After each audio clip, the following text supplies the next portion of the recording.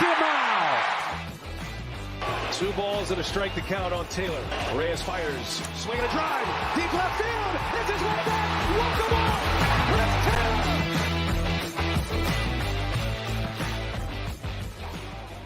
What's up, everybody? Welcome into DodgerHeads, presented by DodgerBlue.com, part of the Blue Wire Podcast Network. My name is Jeff Spiegel, joined today by DodgerBlue.com's Blake Williams. And I'm just going to warn people up front, Blake, this is probably going to get a tiny bit nerdy because we are going to be talking about some ZiPS projections over at Fangraphs. Before we get into it, Blake, it's a new year, a little slow on the Dodgers front. You doing all right over there?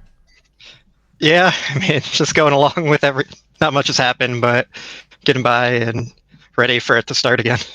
Yeah, we're only a couple months away, as crazy as that sounds. March comes and we're going to have some baseball in front of us. But let's get into this. So the ZiPS projections, for those unfamiliar, are basically a statistical model that projects or guesses where a player might be. This is how it describes itself. At its core, ZiPS is doing two things. It's estimating the baseline expectation for a player at the moment that I hit the button, and then estimating where that player may be going using large cohorts of relatively similar players. So basically what these are a 50th percentile projection. It's not saying this is absolutely what Mookie Betts' final stat line is going to look like. It's saying based on history of Mookie Betts, of Major League Baseball, of guys similar to Mookie Betts based on age, etc., this is what we can expect from him. And it's a pretty remarkable projection system. I would encourage people to go look because it projects absolutely everything. It's not just shooting out a WAR number at the end. It is batting average, on base, slugging, home runs, RBIs,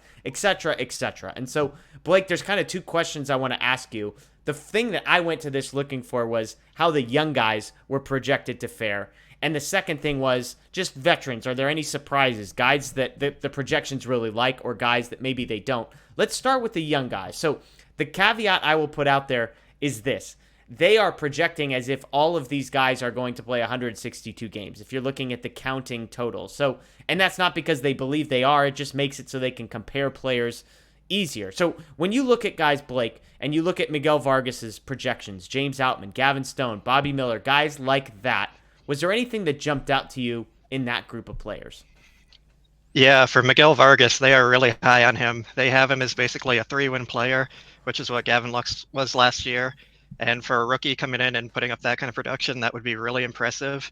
And considering that's also, like you said, the 50th percentile and kind of the average of like its high projection and low projection, like they're pretty high on him. And I think the Dodgers would be absolutely thrilled to get that kind of production from him. And then same with James Outman, they're really high on him too. They have him as a 2-win player. And I've been told that other teams view Outman as a legit starting outfielder. So the Fangraphs projections kind of like represent that. And I think the Dodgers would be really happy with both those seasons. Yeah, I looked at Outman's numbers in particular, and it put a smile on my face. We'll put it that way. I mean, they're projecting the 50th percentile is him being a 95 OPS plus player. So that basically means he's a slightly below average offensive player, 5% below average. That's good for a 726 OPS, but also have him hitting 21 home runs. So if James Outman were to play 162 games, they're projecting him at 21 home run player. The reason that makes me happy is because his glove is his strength more than his bat, according to most sort of like prospect people. They think the glove can play. He's a legit defensive center fielder at the major league level. And so if you're getting a guy who's playing above average defense in center field, giving you 20 home runs with an OPS of 726, the Dodgers would be thrilled if that was James Outman's rookie year.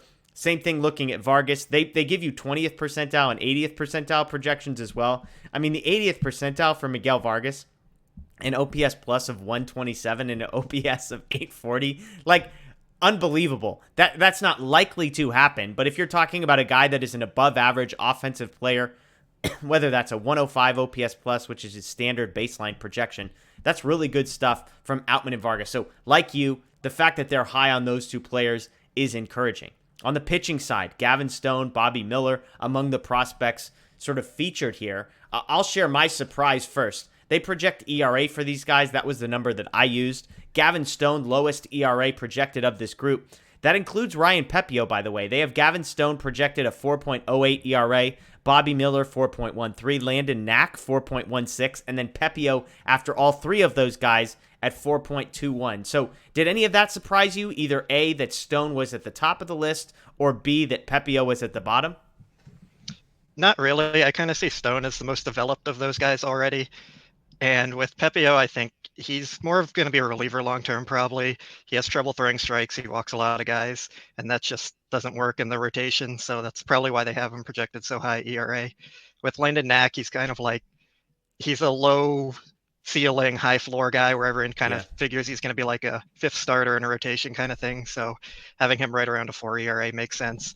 And then with Miller, he's still really raw. He, like Pepio, has a lot of trouble throwing strikes. So he has the stuff, so it wouldn't shock me if he outperforms those projections, but I see why they have him kind of rated a little lower there.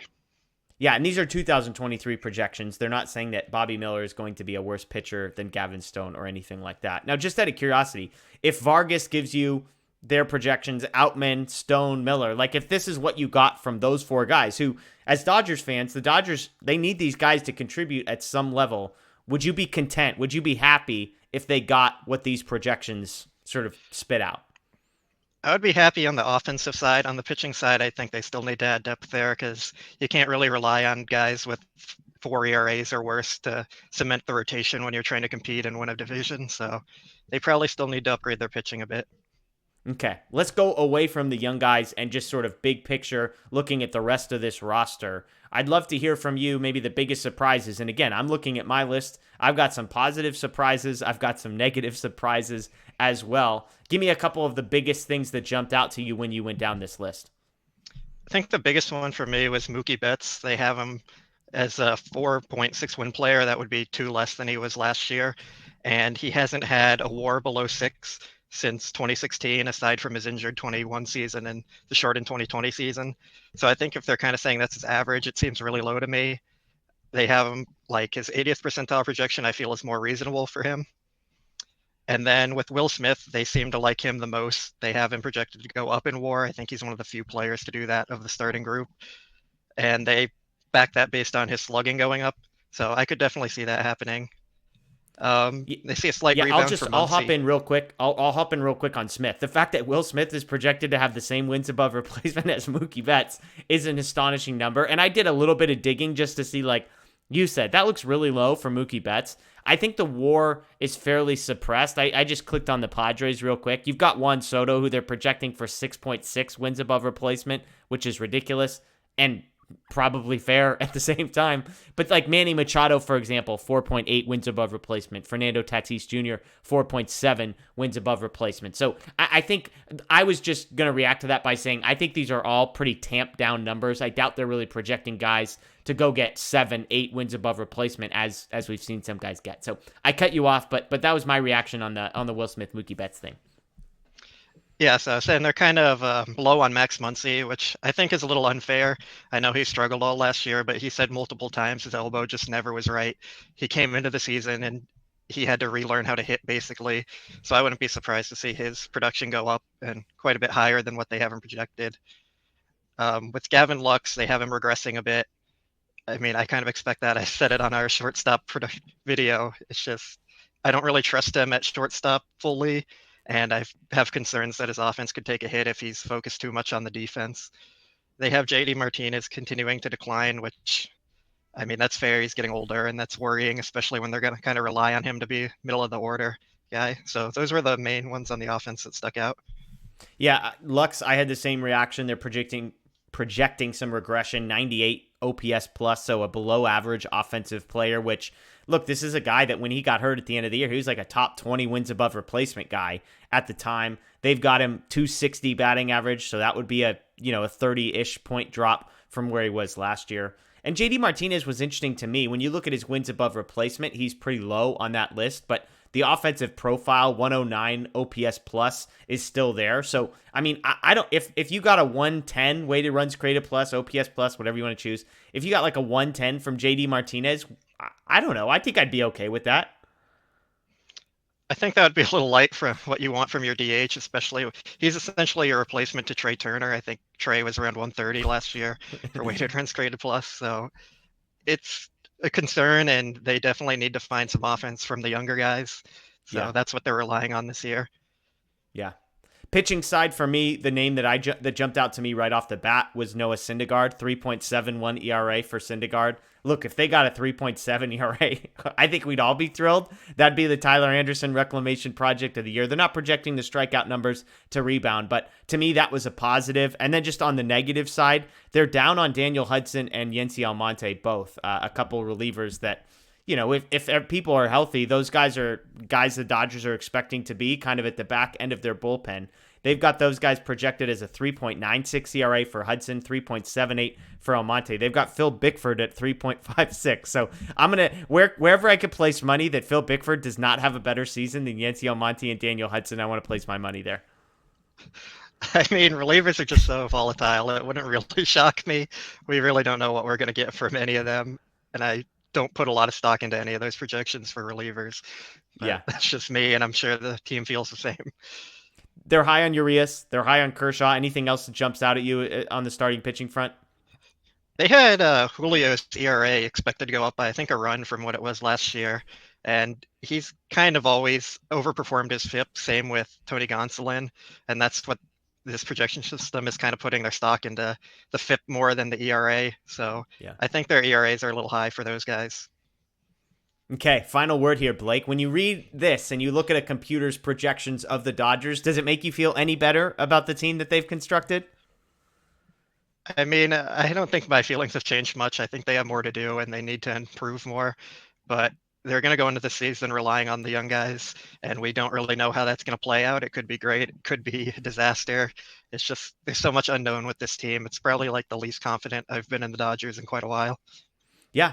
And hey, look, I don't think you're alone in that. I think that's probably a pretty common sort of view and feeling that fans have right now. And I'm not saying it's unjustified either. I think it's going to be a fascinating year. I think there's some reasons for excitement because for the first time in a handful of years, we're talking about Vargas and Outman and Stone and Miller and some young guys that could genuinely contribute. Yorby Vivas, Michael Busch, some other guys that might find their way into the mix a little bit. And yet at the same time, with that excitement comes the, oh man, we have no idea what these lottery tickets are going to give us. And what if they all come up, empty? And all of a sudden there's all these holes that people keep telling us exist in the outfield and at shortstop and in the rotation might actually be holes. So we'll see what happens. Blake, I appreciate you joining us as always, folks.